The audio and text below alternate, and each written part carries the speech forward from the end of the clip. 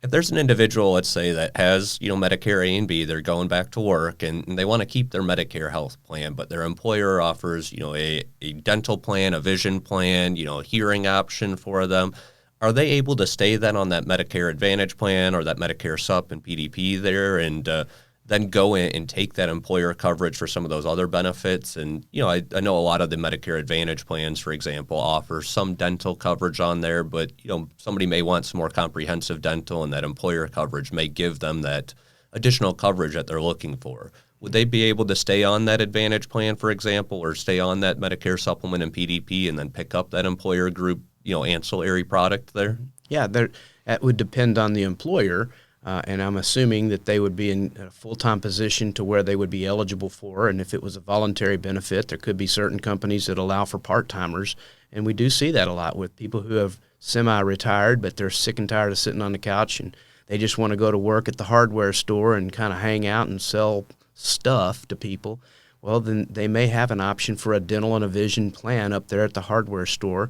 And if that's the case, then again, we would need to sit down and kind of have a conversation with the broker that brings us this scenario. If they've got additional benefits to a Medicare Advantage plan, will the group health, the voluntary plan, the dental plan, the vision, whatever may be available, is it going to coordinate with these Medicare-related products or not? Who's going to pay first? It goes back to, is there a group of 20 or more or 19 or fewer? So again, not to sound like a broken record, but that is why we, the brokerage, are so good at what we do here, because we take the time to get people on the phone and think through every situation and weigh out the pros and the cons. Because, at the end of the day, it's kind of like a three-legged milk stool. You got to have all three legs on the stool to work. First thing is the premium. What's the best bang for the buck? And the second thing is doctors. Are you going to have access to the doctors that you need in the facilities that you might need to go to? And the third is prescriptions. And in some cases, I see a lot of people, they may have a group health plan, but maybe their group health plan doesn't cover all of their prescriptions, or they have really high copays.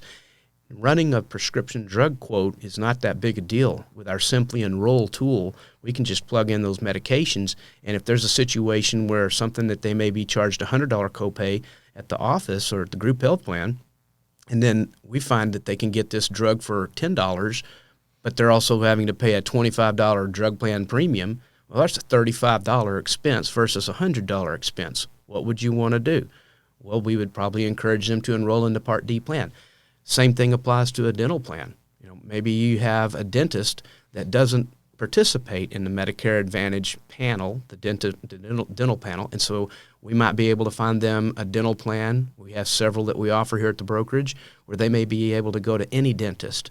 Then we also have other dental plans that are considered indemnity, where a person may incur a claim at the dentist and they get that paid through their Medicare Advantage plan. Then they could turn right around through one of our indemnity dental plans and submit that claim to the second plan and get paid a second time. So it really just depends on the person's situation, and the advice that we might give could depend on if it's a lady that's 65 years old and she's going back to work and she might want to have vision. Okay, cool. What kind of vision coverage do you have right now?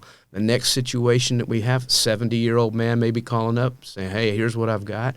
We just need to audit that and inventory the situation before we make any kind of recommendations. Just to say that there's a one-size-fits-all answer would be irresponsible for me to suggest. And that's why I would say call us. Let's talk through every situation and figure out what might be most suitable for that person's needs. Wonderful.